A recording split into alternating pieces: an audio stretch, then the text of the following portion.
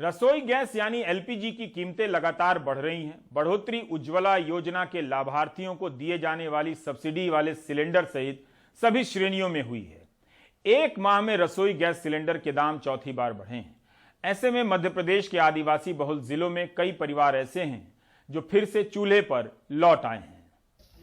गुजरात की सीमा से सटे आदिवासी बहुल झाबुआ के अगलगांव में राजेश और उनकी पत्नी चूल्हे पर लौट आए हैं। उज्ज्वला में मिले चूल्हे और सिलेंडर को हफ्ते 10 दिन में साफ कर लेते हैं, मजदूरी करते हैं। कहते हैं महंगाई में सिलेंडर भरवाना उनके बस की बात नहीं। घर बार चलाए हैं कि क्या करें, कैसे भरवाएं, आगे से डले तो और भी हम भरवा लें। तो अभी चूल्हा किस काम आता है? चूल्हा अभी ऐसा ही है, टंकी भरवाए तो चूल्हा काम में आएगा।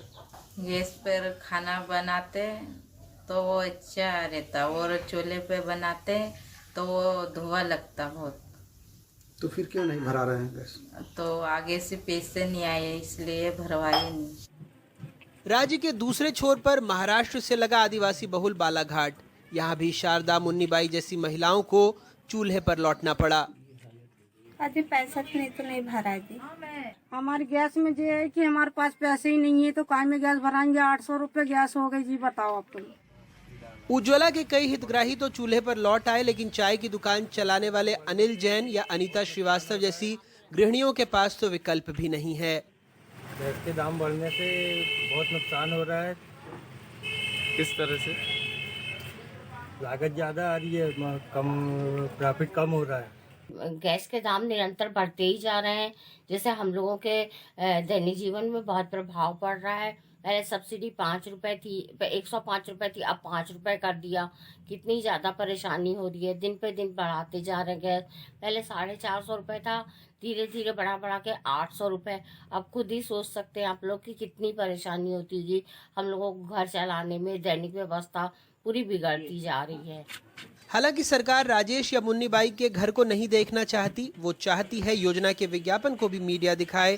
कांग्रेस का कहना है इन बातों से स्पष्ट हो रहा है कि महंगाई बढ़ रही है और सरकार के पास जवाब नहीं है।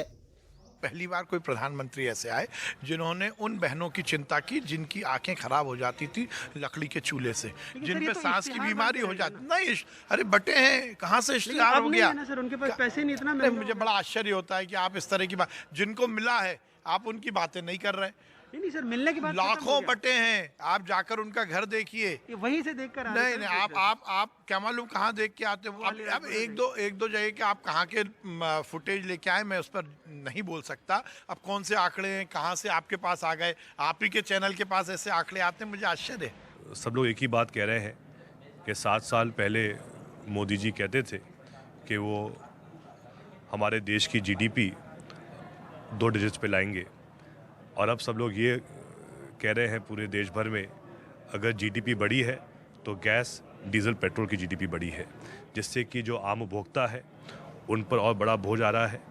हमें आज उम्मीद थी बजट में भी कि मध्य प्रदेश सरकार डीजल, पेट्रोल का वैट कम करेगी, लेकिन ऐसा कोई इसमें प्रावधान नहीं है, जिससे कि स्पष्ट हो रहा है कि आने वाले समय में मध्य प्रदेश में भी महंगाई बढ़ती जाएगी। प्रधानमंत्री उज्ज्वला योजना के तहत 1600 रुपए की आर्थिक सहायता प्रदान की जाती है। इस राशि से लाभार्थी गैस कनेक्शन ले सकता है। वित्त मंत्री निर्मला सीतारमण ने 2021-22 के बजट में 1 करोड़ और लोगों को एलपीजी गैस कनेक्शन देने की घोषणा की है। पिछले 11 महीनों में एलपीजी सिलेंडर के दाम 40% तक बढ़ गए हैं। अखबारी इश्तिहार में सरकार ये तो बताती है कि कितने करोड़ लोगों को उज्ज्वला योजना से जोड़ा गया, लेकिन ये छिपाती है कि महंगाई की वजह से कितने हितग्राहियों ने वापस चूल्हे की ज़िंदगी में या चूल्हे के अंधेरे में हितग्राही लौट आए हैं।